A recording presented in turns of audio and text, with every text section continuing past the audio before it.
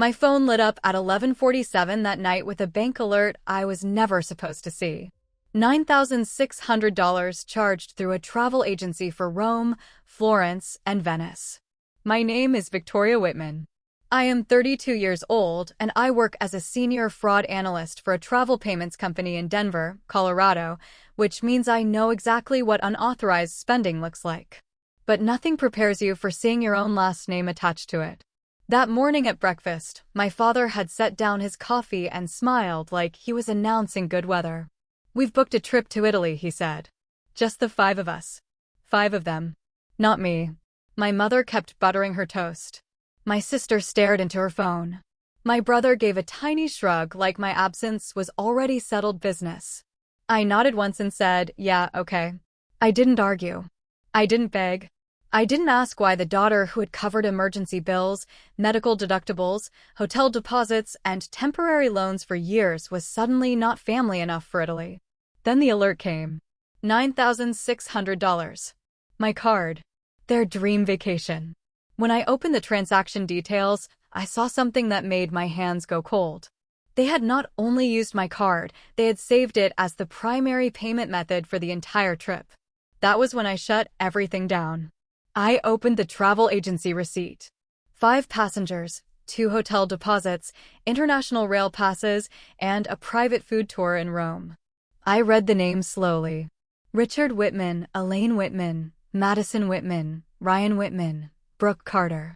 My family plus my brother's fiancé. Not Victoria Whitman, the daughter whose card was apparently good enough to fund the vacation, but not good enough to be invited on it. I opened my banking app. The old version of me would have walked downstairs and waited for an explanation. The old version of me would have accepted some twisted excuse. But I had spent too many years translating disrespect into misunderstandings. This was not confusion.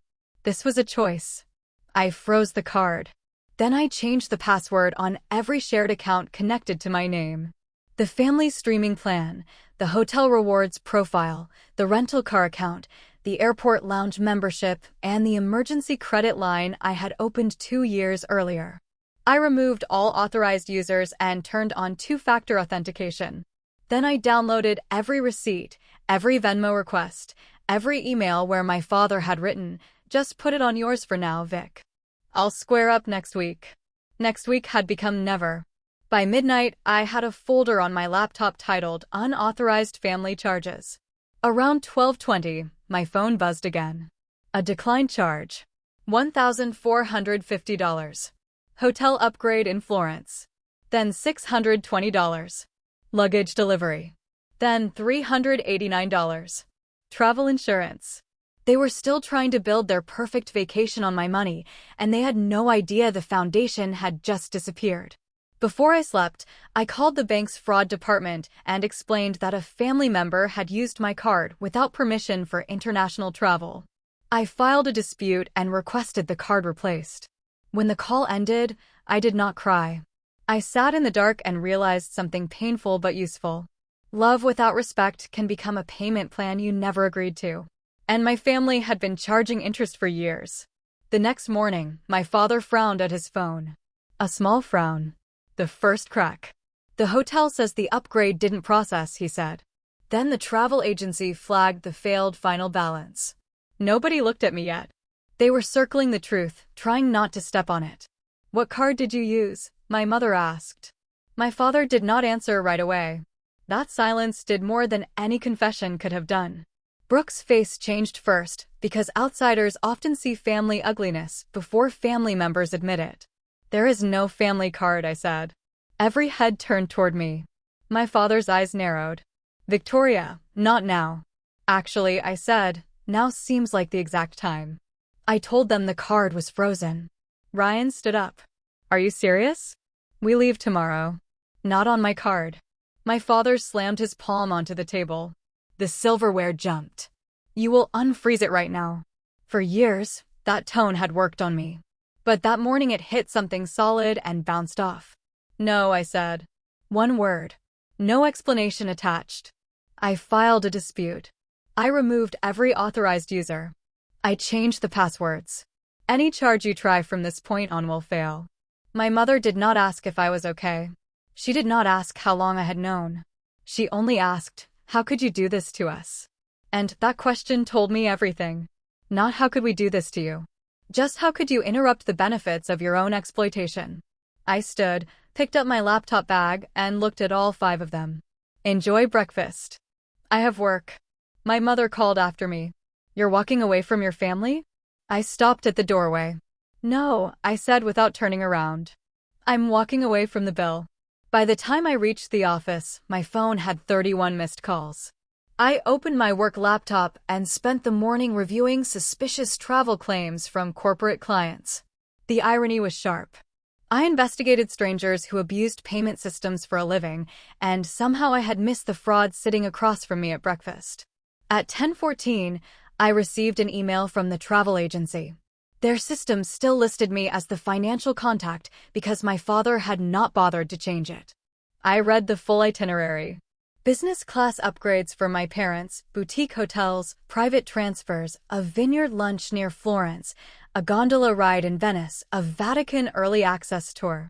Not emergency travel. Luxury. Paid for with a card they never had permission to use. I called the agency directly. The representative, Patricia, told me my father had claimed I approved the family charge. Not a misunderstanding. A lie with my name on it. I did not approve it, I said. Without a valid payment method, the hotel holds and guided tours would be released within 24 hours. I told my closest friend Natalie everything over lunch. She listened without interrupting. When I finished, she did not say they meant well. She said, "Victoria, they didn't just exclude you. They budgeted you in." That sentence landed harder than I expected. Not as a daughter. As a payment method. Don't argue by emotion, Natalie said. Argue by documentation. Around noon, my father texted. Call me before you destroy this family over money. I typed back, you planned a family trip without me and used my card to pay for it. The destruction did not start with my boundary. He called it childish. I sent him a screenshot of the $9,600 charge, then Patricia's email confirming he had claimed my approval, then wrote, "Do not contact my bank, my employer, or the travel agency pretending to have my authorization. Everything is documented." He replied, "We will discuss this at home." I replied, at 6 p.m., with everyone present, including Brooke. Because her name is on a trip, she deserves to know the truth. That was the first time I chose the room instead of being cornered by it. At 5:40, I drove home with my hands steady on the wheel. When I walked in, everyone was already in the living room. I set my laptop on the coffee table and connected it to the television. "What do you think you're doing?" my father barked. Showing the receipt. The travel agency invoice filled the screen. 5 passengers. Total package cost $18,740. Amount already charged to my card, $9,600. Then I opened a folder of receipts exported into a timeline. 2 years ago, $4,200 toward an emergency roof repair. No repayment. Last year, $2,800 for Madison's moving expenses. No repayment. 6 months ago, Ryan's truck repair. No repayment. 3 months ago, my mother's specialist appointment and medication. No repayment. And now Italy. Ryan snapped, "Nobody asked you to make a spreadsheet." "You asked me to make payments," I said. The spreadsheet made itself. Brooke covered her mouth. My father pointed at the screen. "You kept records on your own family?" "Yes. Because my own family kept forgetting what they owed." My mother's tears came. "We never meant to make you feel unwanted. You announced Italy as just the 5 of us at breakfast," I said. "There are 6 people in this room." Madison said quietly, "I thought you didn't want to go." "Did anyone ask me?" She did not answer. My father dropped his voice. "We were going to pay you back after the trip." "With what money?" I said. "Your card was declined for the balance. The agency confirmed you had no other payment method ready." Brooke turned to Ryan. "You told me your parents paid for everything." "They tried," I said. "With my card." Brooke stood slowly. "Were you all just going to let me walk through airports and hotels while she paid for a trip she wasn't invited on?" My father turned on her. "Brooke, this is family business." She laughed once, humorless. "I'm marrying into this family." I think I should know whether theft is considered business. My mother stood, her voice trembling. Please cancel the dispute. Your father is proud.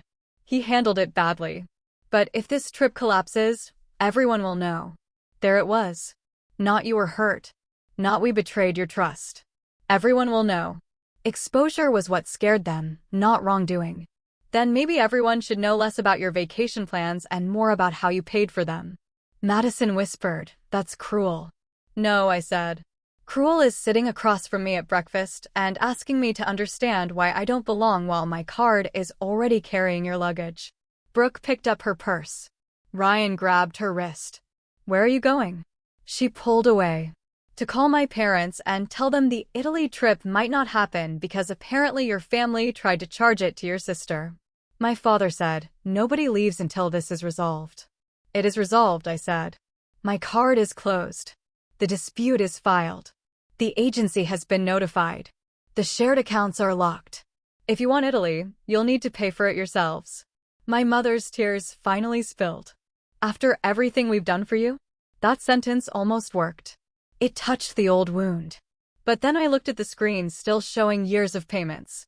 Raising me was your responsibility, I said. Funding your lifestyle is not mine.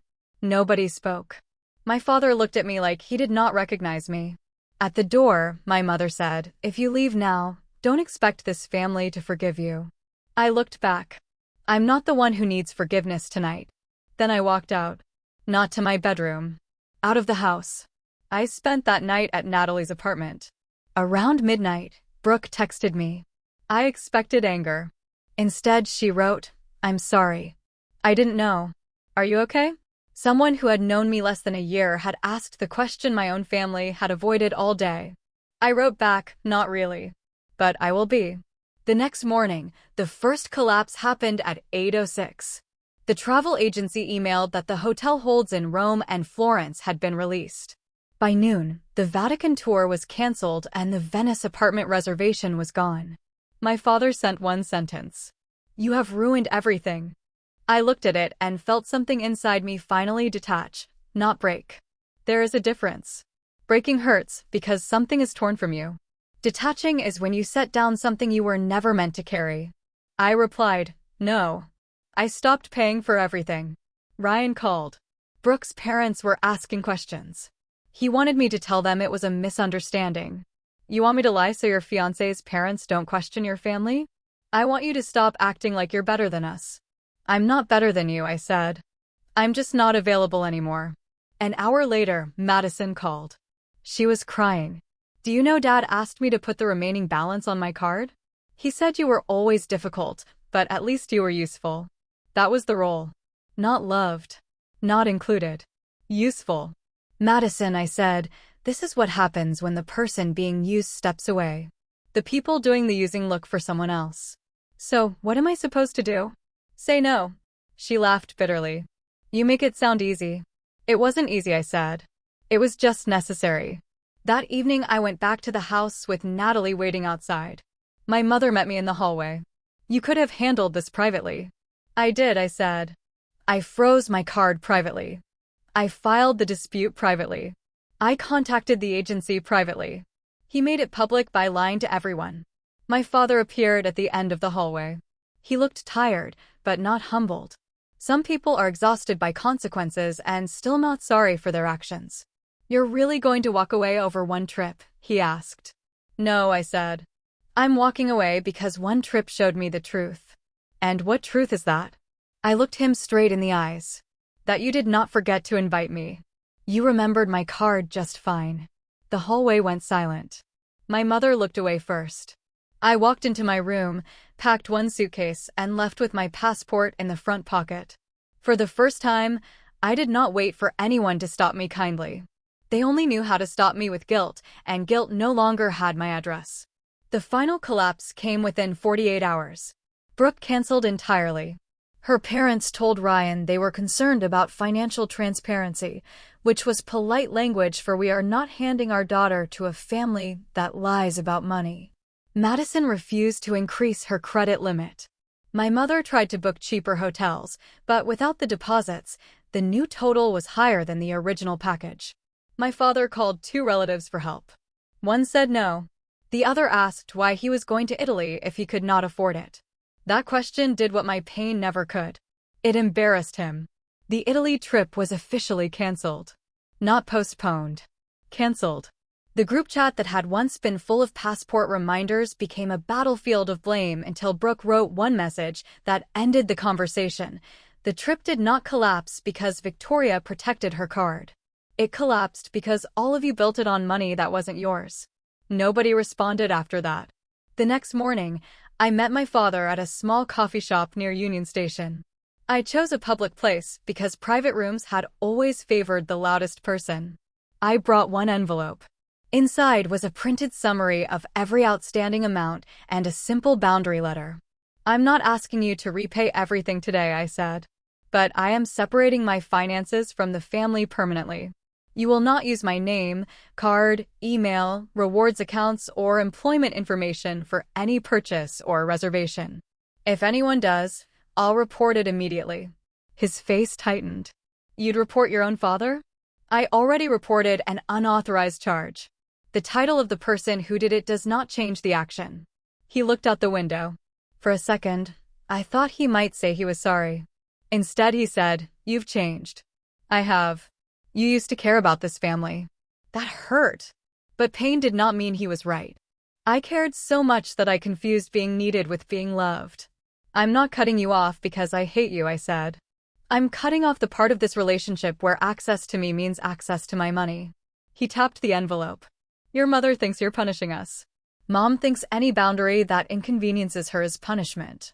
We sat in silence while commuters moved around us with coffees and laptop bags, living ordinary lives that had nothing to do with the wreckage at our table. Finally, my father stood. I don't know when your mother will be ready to speak to you. That's her choice. And if we don't invite you for Thanksgiving? I smiled, not because it was funny, but because the threat had become so small. Then I won't have to bring my card. He left without hugging me, without apologizing, without taking the envelope. But he had heard me, and that was enough for that day. 2 weeks later, I signed a lease for a one-bedroom apartment near the river. It wasn't fancy, but every bill had my name on it and only my name. Natalie helped me carry boxes upstairs, and when we finally sat on the floor eating takeout, she raised her soda can and said, "To not being budgeted in." I laughed for the first time in what felt like months. A month after that, Madison apologized. Not perfectly, not dramatically, but specifically. She said she had known about Italy before breakfast. She said she had assumed I would get over it because I always did. Watching my father turn to her for money had made her understand things she had not wanted to see. I told her forgiveness was possible, but access was not automatic. She nodded. That was the first honest conversation we had ever had. Ryan did not apologize. My mother sent a birthday card with no guilt written between the lines, which was progress in its own strange way. My father eventually mailed a check for $500 with a note that said, "First payment." No apology. No explanation. Just those 2 words. I deposited it, not because $500 fixed anything, but because accountability has to start somewhere, even when it arrives late and badly dressed. I never went to Italy with them. But the following spring, I booked a solo trip to Portugal using points from a card only I controlled. When the bank alert came through, I smiled. This time, the charge was mine. The choice was mine. The seat was mine, and nobody at breakfast had to decide whether I belonged. Some families do not realize they have turned you into a resource until the resource runs out. They may call your boundaries selfish because they benefited from your silence. They may call your records cruel because your memory threatens their version of events. But love that requires you to disappear, pay, and stay quiet is not love at its healthiest. Keep records. Protect your accounts. Separate generosity from obligation. And never let guilt become someone else's password. If you are the person always expected to understand, to cover, to forgive, to pay, ask yourself one question before you say yes again. Would they still call you family if you stopped being useful? And if you were Victoria, would you forgive them? Or would you walk away without looking back?